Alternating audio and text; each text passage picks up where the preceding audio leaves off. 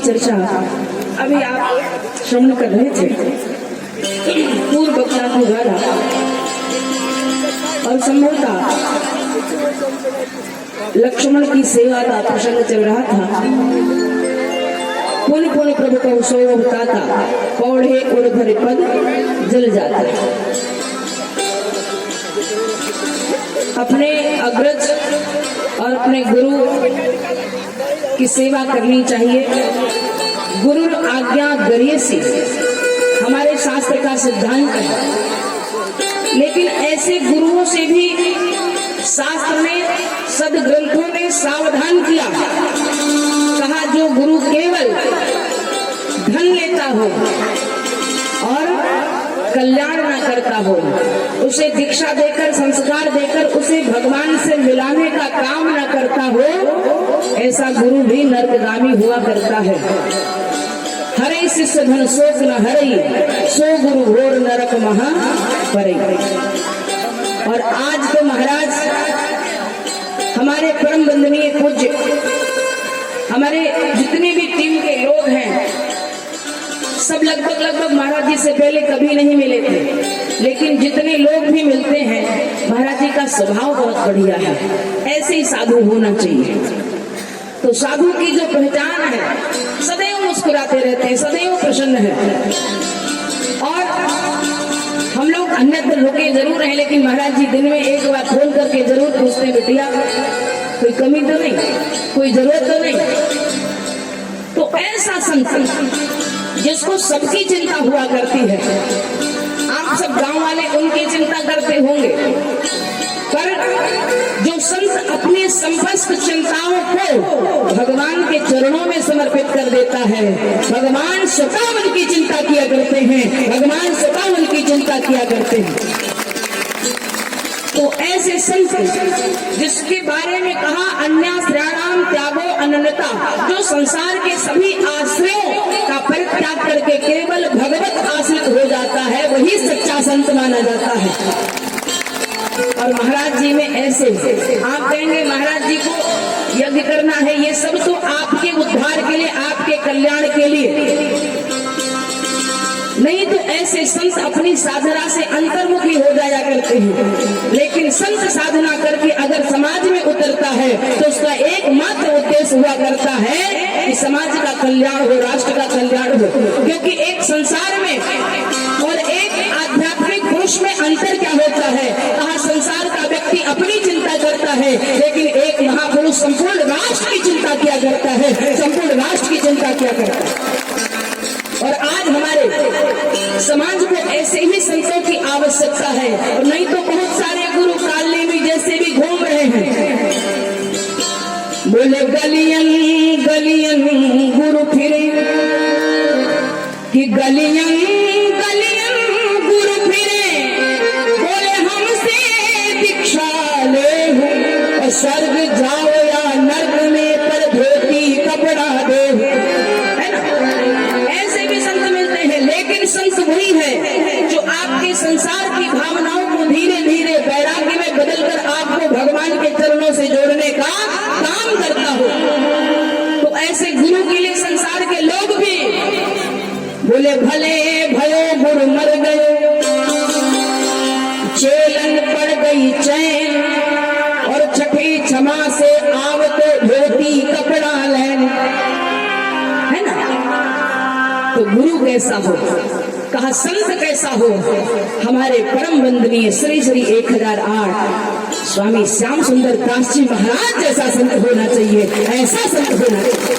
ऐसे संत को, राष्ट्र को, समाज को, आपके गांव को जरूरत है, जो गुरु परंपरा से दीक्षित है, गुरु परंपरा से अनुशासित है, जिसमें वैष्णवता का पालन है, जिसके रोम रोम से संतत्व दिखाई देता हो, ऐसा संत। और ऐसे संत के प्रतिनिधित्व में हम सभी लोगों का ये परम सौभाग्य है कि वाणी को पवित्र करने का सुंदर अवसर मिल रहा है। कथाएं तो बहुत जगह हो जाती हैं, लेकिन वो कथाएं, जिन कथाओं को बहुत अच्छे ढंग से सुचारू रूप से चलाया जाता है, लेकिन बीच में विघ्न आ जाता है, क्योंकि बस में ऐसे संतों का मार्गदर्शन नहीं हुआ था, लेकिन जिन कथाओं में ऐसे संतों का मार्गदर्शन होता है वहाँ विघ्न आते आते भी समय शांति का अनुभव करते हैं, सब कुछ अच्छा हो जाया करता है। और ये भी कहा है कि सृजनान विघ्नान, अच्छे कार्यों में सदैव विघ्न आता है। जब कोई समाज में अच्छा काम होता है तो उस काम में विघ्न आता है, लेकिन उसमें विघ्न आ जाए तो समझ लो कि उस काम की शक्ति और चौगुनी बढ़ जाया करती है, वो कार्य सिद्ध होगा, ये बात और अच्छी तरह से मोहर लग जाया करती है। बताओ, कार्यक्रम वहाँ हुआ करता था, लेकिन परिवर्तन हुआ, जैसा भी गांव का माहौल बना। कल आचार्य जी कह रहे थे अध्यक्ष जी से कि रात में जो यहाँ से बढ़िया सुंदर दृश्य दिखता था, वहाँ कार्यक्रम होता तो ऐसा लगता था कि इसकी पर कथा हो रही है ना, टीले पर ऊबड़ खाबड़। लेकिन उन्होंने कहा यहाँ पांडाल लगा तो बहुत सुंदर दृश्य लगता है। रात में लोग जब बैठते हैं तो वहाँ से मंच से देखो तो यहाँ से रोड तक बहुत सुंदर दृश्य परिलक्षित होता है, ये नजारा वहाँ नहीं लगता था। तो भगवान की इच्छा थी कि और अच्छा हो, और देखो वो व्यक्ति कितना महान है जिसने कहा वहाँ कार्यक्रम नहीं होगा, मैं अपने खेत का कच्चा गेहूं काट दूंगा, लेकिन यज्ञ यहाँ हो। वो भी तो लोग हैं, एक बार उनके लिए भी सभी लोग दोनों हाथ बढ़ा के जोरदार तालियों से उनके समर्थन करे, स्वागत करे।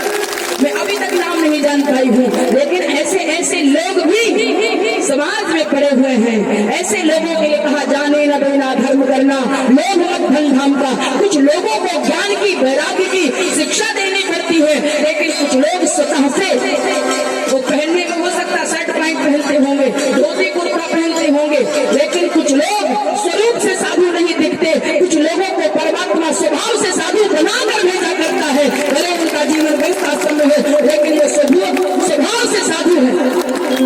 जिसने इस बात को, यज्ञ की महिमा को समझा और किसी ने नहीं समझा, दोनों का आप तुलना कर लीजिए तो ये परमात्मा की कृपा है। अच्छा, ये भी भगवान जिसको अपने कार्य के लिए चिंता हो। देखो, ठाकुर जी के मंदिर में पूजा करने का अधिकार या इस यज्ञशाला में जजमान बनने का अधिकार गांव में बहुत लोग हैं, हर कोई जजमान नहीं बन गया।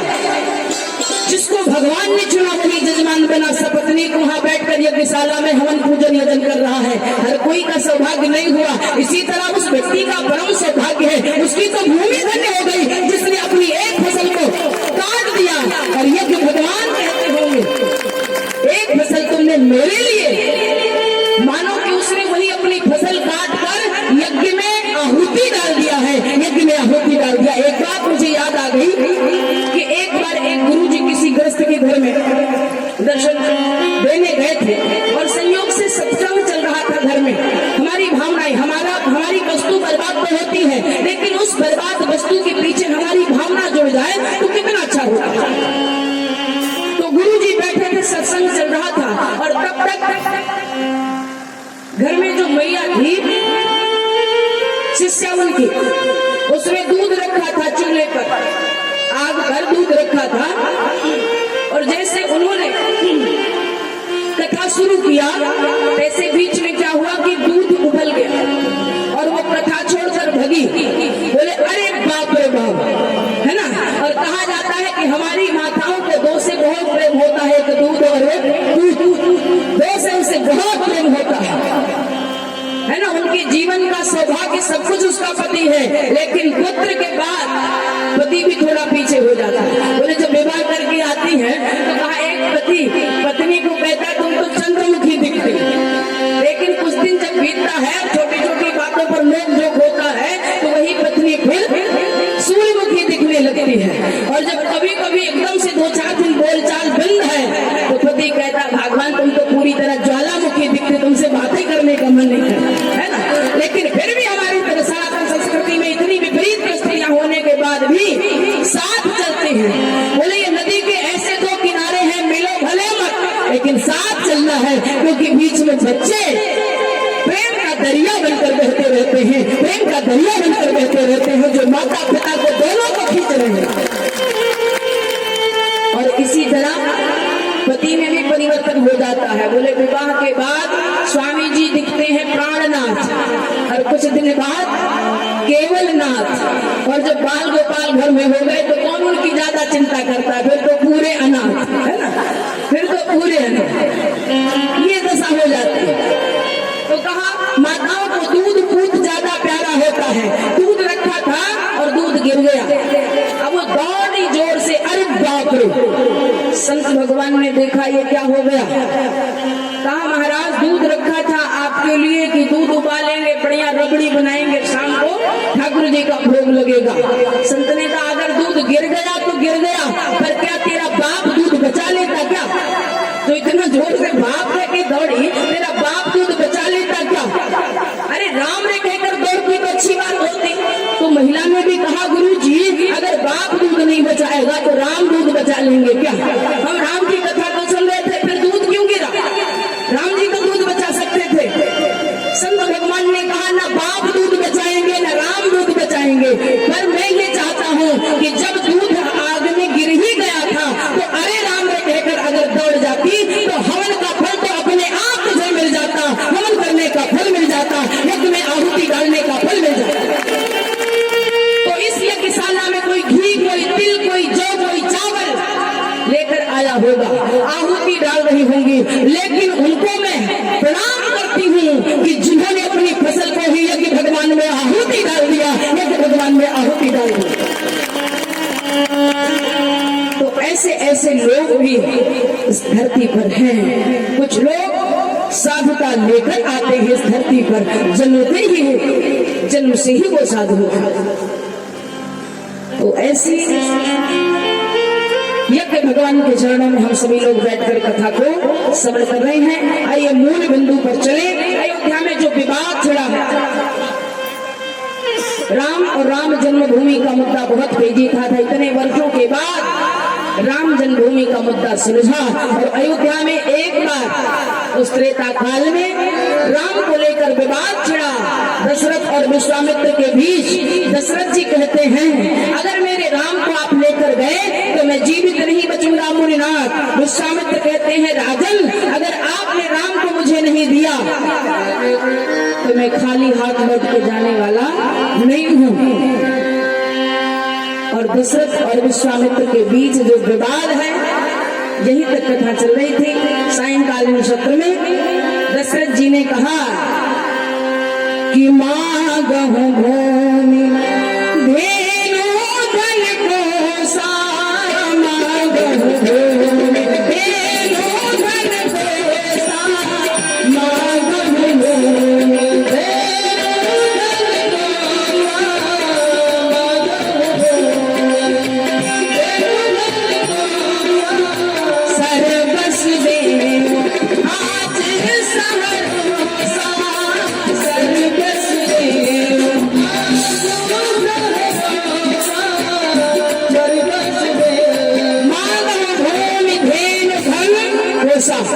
विश्वामित्र जी ने कहा राजन तुमने हमें लोभी महात्मा समझ रखा है क्या? अगर हमको भूमि का लोभ होता तो हमारे पास भूमि की कमी थी क्या? मैं तो एक राजा ही था।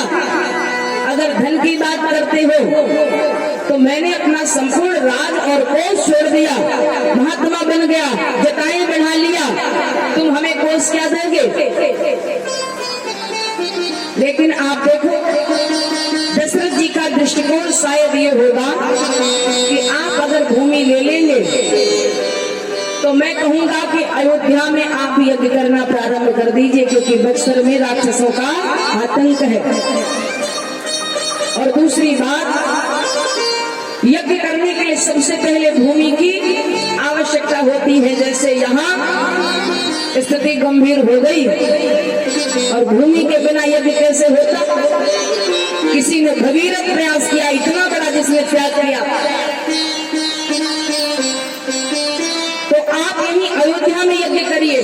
देखो क्रम क्या है देने का। बोले मांगहु भूमि, भूमि अगर विश्वामित्र जी स्वीकार कर लेते तो मैं कहता कि उसी भूमि पर, जो महात्मा भूमि पर हल थोड़ी चलाए, हल तो कृषक चलाता है। महात्माओं को भूमि दोगे तो महात्मा उस मंदिर पे, उस भूमि पर मंदिर बना देगा, या तो यज्ञ करेगा या तो प्रवचन करवाएगा, बाकी को हल थोड़ी चलाएगा वहाँ। तो अगर ये भूमि स्वीकार कर लेंगे तो मैं कहूँगा इसी भूमि पर आप यज्ञ करना शुरू कर दीजिए। और उसके बाद अगला नंबर देखो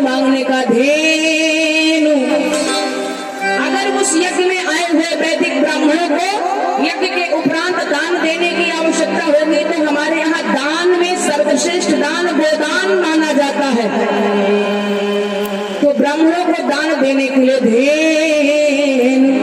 लेकिन सारे ब्राह्मण गोदान लेकर संतुष्ट नहीं होंगे। हो सकता है इस यज्ञ से जाने के बाद किसी पंडित जी की धर्मपत्नी ने, पंडितानी ने कहा हो, पंडित जी इस बार यज्ञ से जो दक्षिणा लेकर आएंगे तो हम बहुत सुंदर साड़ी खरीदेंगे, है ना। ये भी हो सकता है भाई, लोगों की घर गृहस्थी भी चलती है। तो इसलिए केवल धेनु से मतलब नहीं, धेनु तो जितना चाहिए दान कर दीजिए, लेकिन धेनु के बाद धन।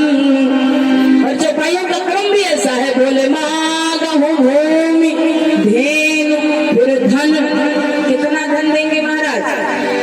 यज्ञ में आए हुए वैदिक ब्राह्मणों को कितना धन दान करना है? बोले महाराज वो मैं पूरा राजकोष समर्पित करता हूँ, जितना चाहे उतना यज्ञ में आप खर्च कर लीजिए। संपूर्ण कोष आपके चरणों में समर्पित है। मांगहु भूमि धेनु धन कोसा सर्वस देवो आज सहरोसा। और अगर इस पर भी आप नहीं तैयार होते तो मेरे प्राण ले लीजिए महाराज, लेकिन मैं राम को नहीं दे सकता, क्योंकि राम ही मेरी आत्मा है, राम ही मेरा सर्वस्व है। कि हाथ जोड़ी पैया परो करीरा बिनतिया, हे बक्सर के बाबा देतना बनत बबुआ राम, हे बक्सर के बाबा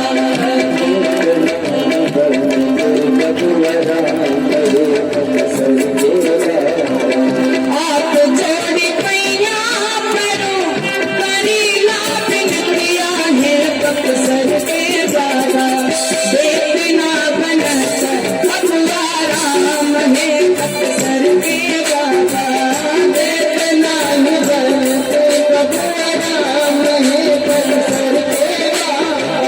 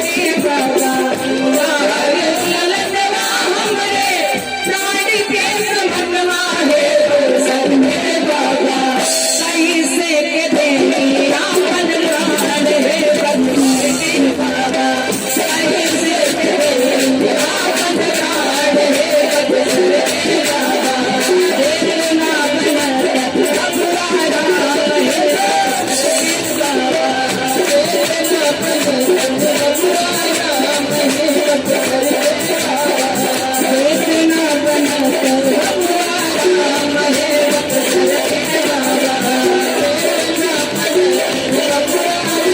है बंधुर की बाबा, देर ना बनत रघुराया है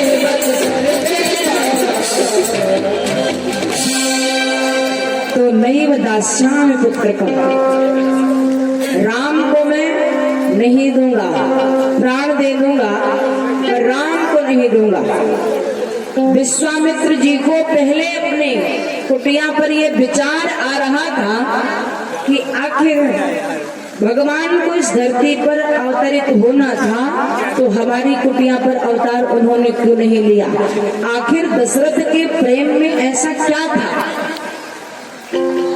गोस्वामी जी महाराज ने लिखा है, बोले बंदौ यवध भुआल, सत्य प्रेम जहि राम पद,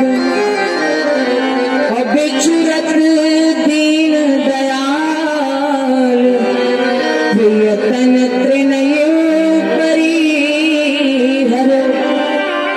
देखो संसार में पति पत्नी माता पिता सब एक दूसरे से प्रेम के सूत्र में तो बंधे हुए हैं, लेकिन एक